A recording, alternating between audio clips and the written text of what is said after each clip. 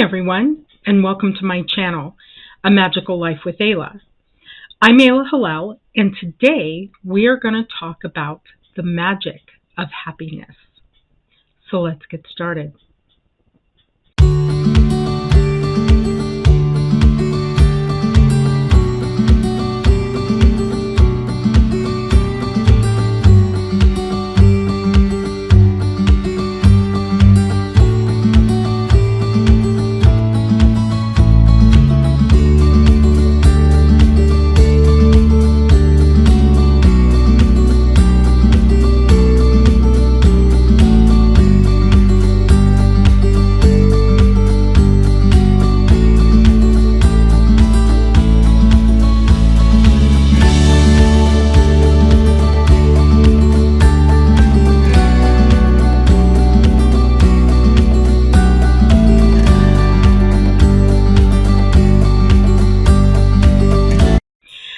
So on this channel, primarily we talk a lot about energy and vibration and how to control your energy and vibration. First for healing, always first for healing. But then second of all, so that you can create your amazing magical life. Okay? So when we are talking about the creation of your life, okay, we've all got this. It's pretty simple. So you decide what you want. You hold that vision in your head, which causes a reaction in your heart. And that, the energy and vibration of that feeling, of that emotion, is what reverberates out into the universe and brings back to you what it is that you're creating. Now, that's an oversimplified explanation of how to create our reality. This channel is all about fleshing that out, fleshing out all of the little details of what it takes to heal your energy and your vibration, and then use your energy and vibration to create your reality. Today I want to talk about happiness. Now, I think of an emotion as something that we just have them. They're just there. Some event happens and you're going to have an emotion to that. We talk a lot here on this channel about controlling our emotions, controlling our reactions. Not so much controlling our emotions, but controlling our reactions. And the reason why we need to control our reactions is because when you have a big, overblown reaction to something, you are setting a vibration and you are wasting a lot of your energy. It's better not to have a reaction, to sit down, get still, be quiet, and figure out what the solution to that situation is. Don't waste your time on the reaction. Use your energy and your time and your resources to figure out what the solution to that situation is. And if you do have a little reaction, stay there for just a little while. Sometimes, very rarely, but sometimes a reaction will help us figure out what we need to do next. And that's the important part. What is the solution? What is the next step? So that's an emotion or a feeling. They happen inside of us. And they really are kind of involuntary, you know. You really can't help having an emotion or a feeling about something. They just kind of show up. So, but what I'm talking about today, we're going to talk about happiness. And happiness is not, it feels like a reaction. It feels like an emotion or a feeling. But happiness can actually be manufactured. Now, in the last video, we talked about manufacturing emotions. And what I was really talking about in that video was when we want to create something in our life that we've never had an experience with. Let's say that you've worked your whole life and you've gotten your bills paid, but you would really like to have an increase in your wealth. You may not know what that feels like. You may have never had the reaction, or not the reaction, but the experience of having an increase in wealth. So you don't know what that feels like. So you have to manufacture those feelings. You have to daydream about what it would be like to have X amount of wealth in your life so that you can not only get your bills paid, but do other things as well. Okay, so that was manufacturing your emotions on that level. Now on this level, I want to talk about manufacturing happiness. You are not going to experience true happiness by material possessions. Material possessions are important, okay? Try to understand what I'm saying here. This is very important. Material possessions are important. Why? Why are material possessions important in our life? 5 years ago, I bought a house. I own a car, and I have some things. I have some material possessions. Those things make me comfortable. And on a level, not the highest level, but on one level, those things kind of make up my life. You know, it's like when you walk into your house, what do you see in your house? You see things that are all about you, right? You see family photos on the wall. You see pieces of furniture that you picked out because those pieces of furniture meant something to you. You see trinkets and knickknacks sitting around that you may have picked up in your travels, or you may have bought because it meant something to you. So material possessions are important, but they are not necessarily going to make you happy. They're going to make you comfortable. They're going to make you feel like the space that you're in is yours, and that's important. But they're not necessarily going to make you happy. So one of the things that I don't like to do is I don't like to use a word without defining that word. So let's go back to love, gratitude, and joy. Now, these are the three things. There's an earlier video just on these three things: love, gratitude, and joy. Love is very hard for us to define. I like to define love. There's lots of different levels. One of my levels is I like to define love as acceptance. So when I have somebody in my life and I love them, I'm not trying to change them. If I can't accept them just the way they are, then they take a position in my life a little farther out on the periphery. Okay, and being able to accept somebody doesn't mean that they have to agree with you or you have to agree with them. Do you understand the way they live? Do you understand the way they talk? Do you understand the decisions that they make? I mean, if I had somebody in my life that was hurting themselves all the time, making decisions that was inadvertently going to hurt them. I mean, we've known people like this that will have a boyfriend or a girlfriend, and you just know at the onset they're going to get hurt. And you tell them, this is a decision that's going to hurt you. No, I got this. And what happens? So, you know, I've had people in my life that were like that, and I kind of had to put them on the outside of my circle because I didn't understand the decision over and over and over again to make a choice that was going to hurt them.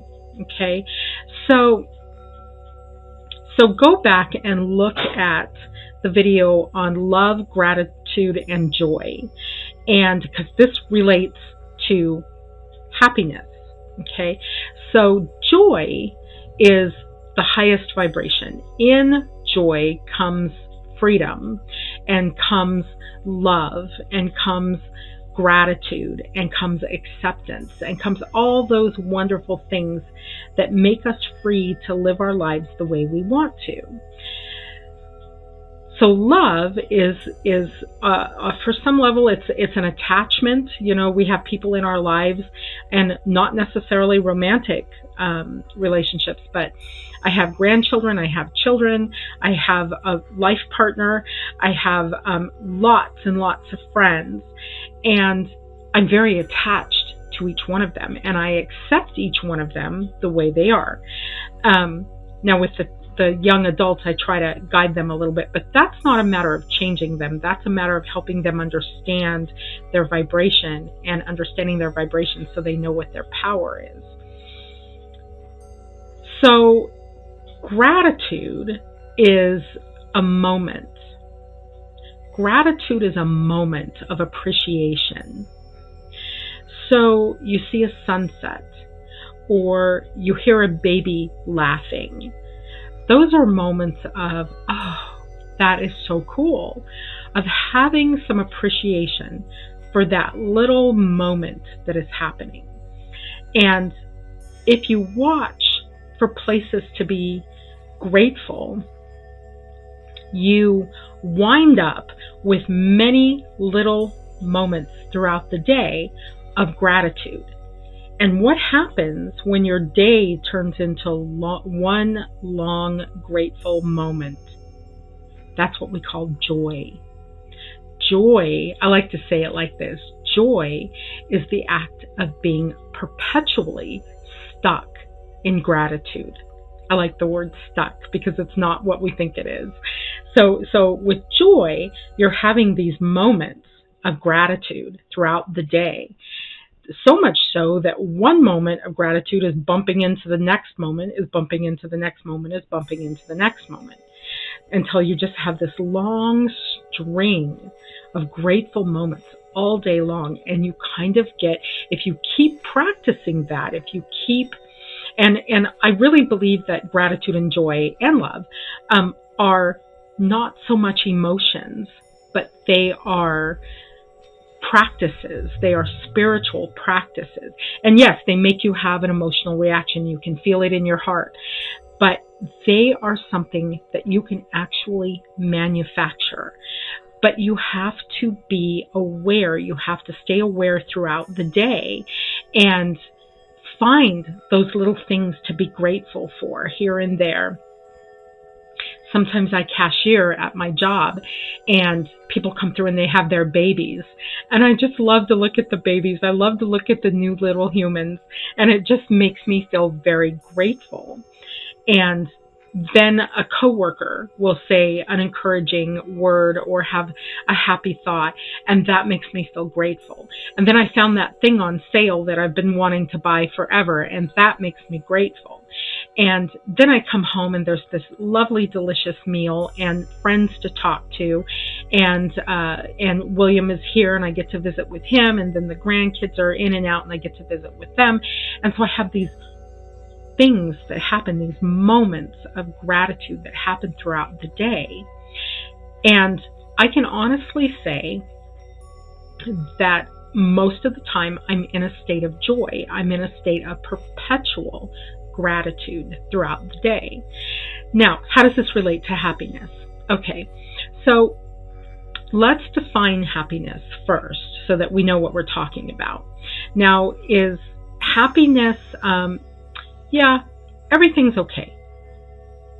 Not really. Yeah, everything's okay is what we call contentment.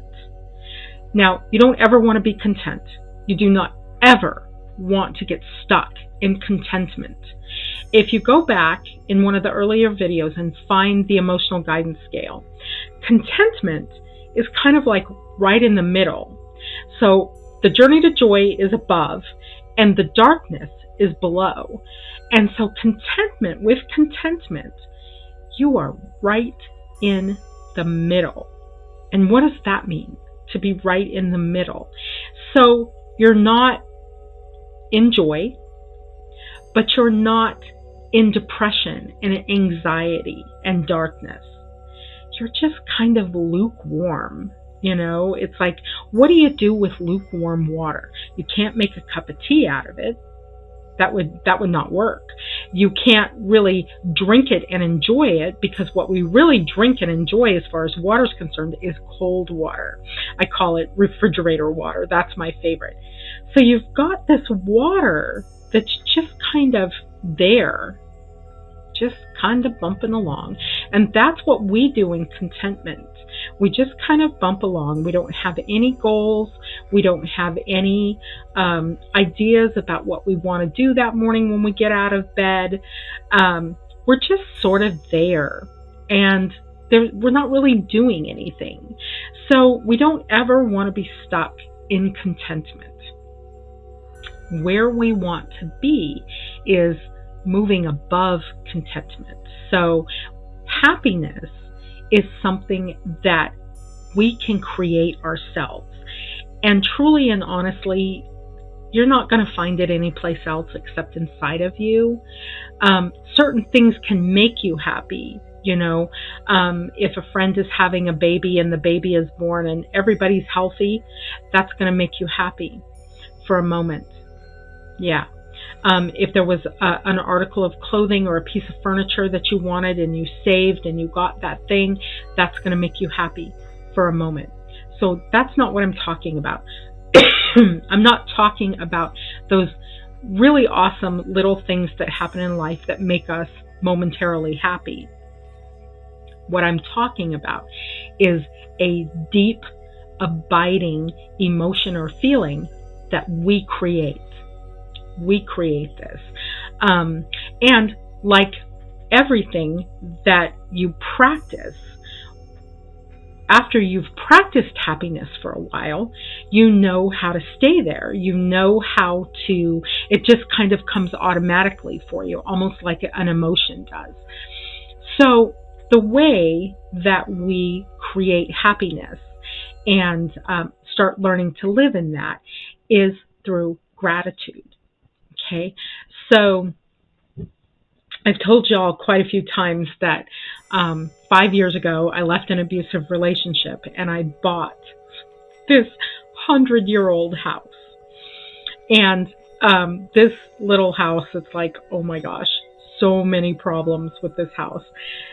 But I was so grateful to be here in this house where I had serenity and I had peace and I had solitude away from all of the abuse, and I could begin to heal myself. And those first 2 years of healing was really hard. I never stopped being grateful for being in this little fixer-upper was what I called it in the beginning. So when we're happy, when we're using our gratitude to create happiness, you kind of have to look around. You kind of have to be in the moment. And I think I did a video on that, so go back and look at that. Being in the moment is a very powerful thing, because in that place you recognize that we don't know anything about what's coming next. We don't. And that causes a lot of people anxiety. I don't think it's anything to be anxious over. I think that not knowing what's coming next, not knowing about tomorrow, that's just part of three-dimensional life.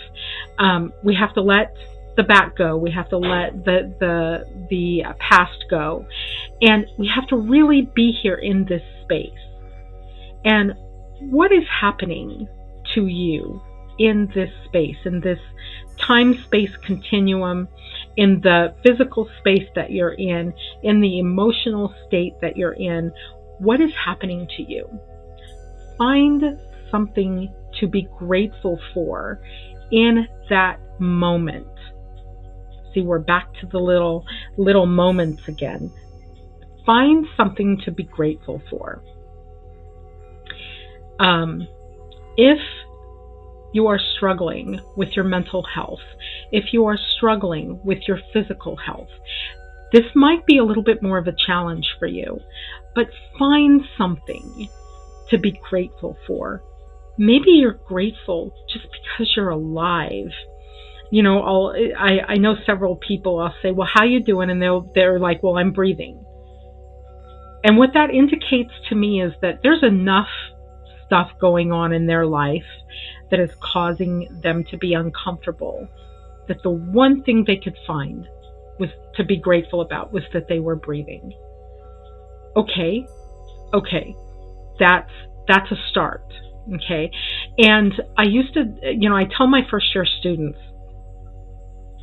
when you wake up in the morning, I want you to roll over on your back and put your hand on your stomach or on your chest. I want you to feel your body breathing. Okay, you woke up breathing this morning, didn't you? And even though you might know that the day that you're going to face, the day that's coming after that morning, is going to be difficult, you can find gratitude in the fact that you are breathing. Your breath is holy and it is sacred, because your breath is a divine indicator that you are alive. And as long as you are alive in this life, all that other stuff can be worked out. Okay? If you are struggling with your mental health, if you are struggling with your physical health, this is a gentle exercise. Finding things to be grateful for is a gentle exercise, and it requires no criticism whatsoever. So if you're looking at your life and you're going, well, this is okay and that's okay, but look at me. Stop. Back up off that for a minute and cut yourself some slack. Relax into your struggles with your mental health. Relax into your struggles with your physical health, and just be present with it for a moment. Just for a moment. I'm not asking you for an entire day or a week or a month. Just for a moment. Think to yourself, I'm okay. I'm okay. I'm going to be okay. Okay? So that's really hard. I'm not saying, oh, here's the solution and it's super easy and all you got to do is do it. I'm giving you some hard answers here. There's some really hard places when you want to learn to be grateful and you want that gratitude to affect your happiness. Now, this is a practice. It's a practice. You have to willfully and deliberately practice love and joy and gratitude every single day. For some of us, every single minute of every single day. So this will affect your happiness as you are finding yourself being more and more perpetually in that place of gratitude. That will affect your happiness. This is how you create happiness. Look around in your life with everything that is wrong with your life. I mean, three-dimensional reality is just rife with crappy stuff, with negative things, with negative, judgmental people that are always telling you how to live your life. Block all that out for a moment and find the things that you like about your life. Find the things that you like about yourself. Find the things that you like about the people who are around you. This will help you learn to develop happiness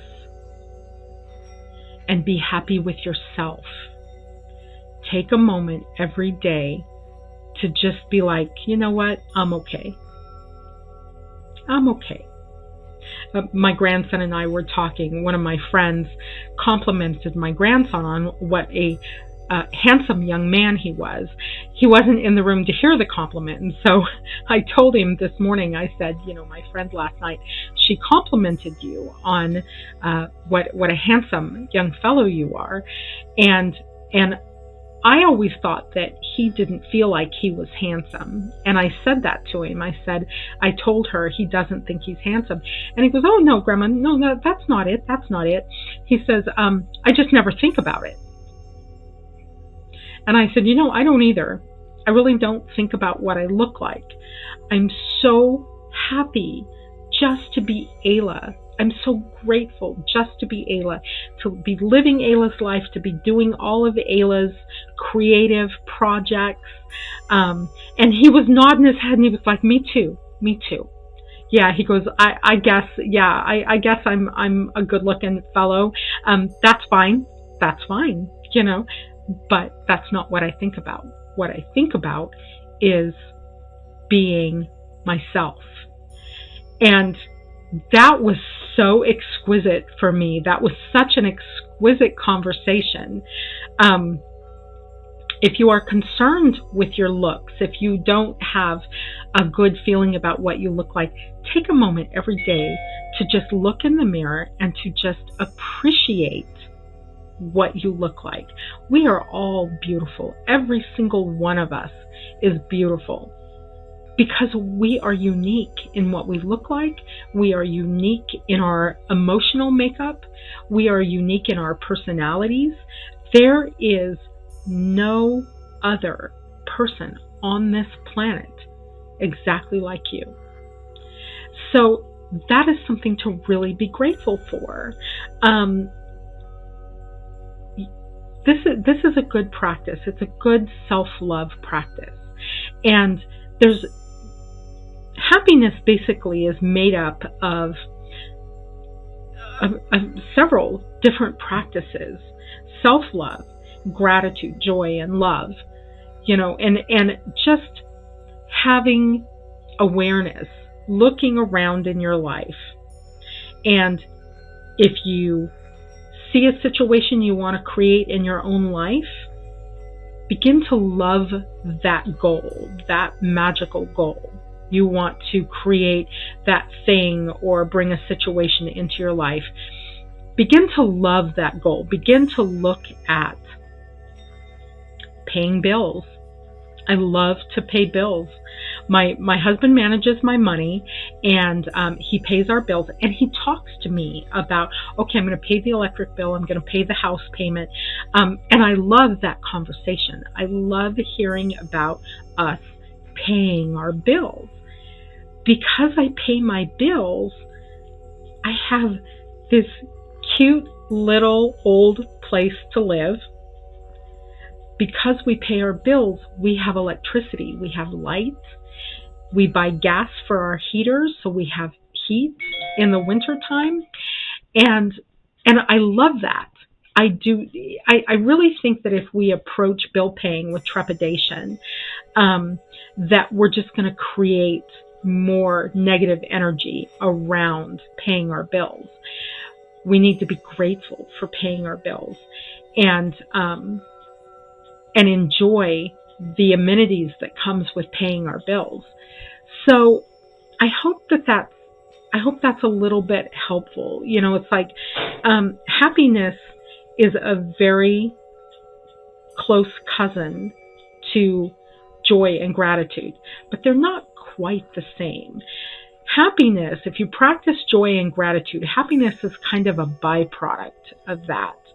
And practicing joy and gratitude is this diligent practice that we have to do every single day to get into that place.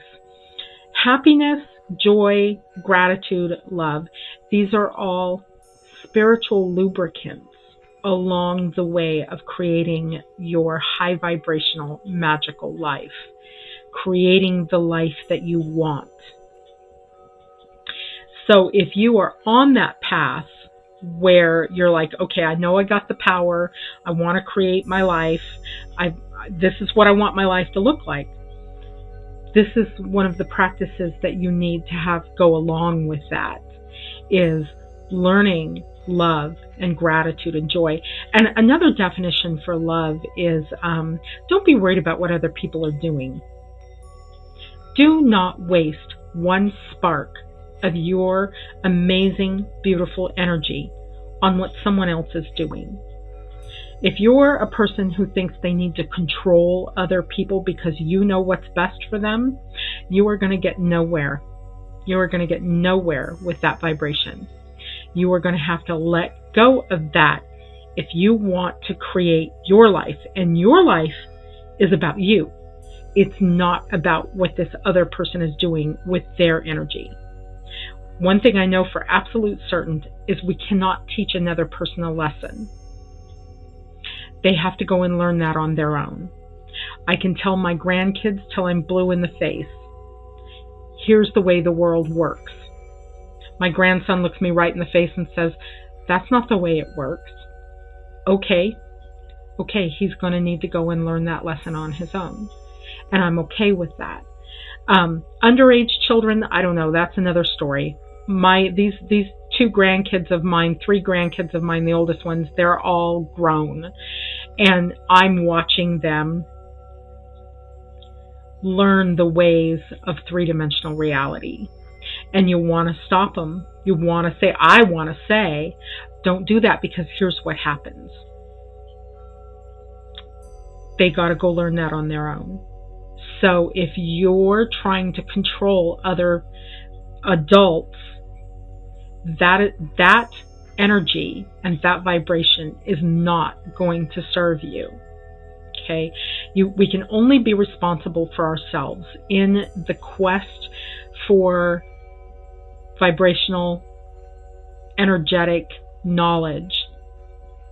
We can only be responsible for ourselves. You can only create your life. And like I said, underage kids, I don't know anything about it. If you're a mama and you've got little kids at home and you're learning to create your life, you're learning to maneuver your energy and your vibration, your little kids are going to benefit from that, because you're going to be trying to create a better life for yourself and for them. But once they get grown, they have to be responsible for themselves.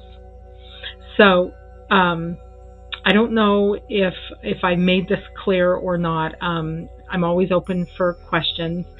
The website is amagicallifewithayla.com. There is a place on there to subscribe to my once a month newsletter. So you get 2 emails from me if you sign up on my newsletter. And it's important for me to say this because I am on certain newsletters where these people are blowing up my email box. And it's not helping them at all, because when I get too many emails from the same place, I just start deleting them. I don't even look at them. So you will get 2 emails from me a month. One will be on the 1st of every month. You will get a newsletter talking about the things that are happening in the universe, like holidays and moons and stuff like that for the next month. And then you will receive something from me later in the month talking about deals and specials that I'm having, because I do have a shop with services and products in it that I make or do myself. So that's the thing about the newsletter. On my website, you will find Magic School. Now, Magic School is a much more detailed study of what we talk about on these videos, what I talk about. So it's a fascinating study. It's 4 years long. The first year is all about conditioning. So getting you healed, doing some shadow work, learning how to meditate. The second year is acts of magic. So potions, spells, and charms. We talk about that.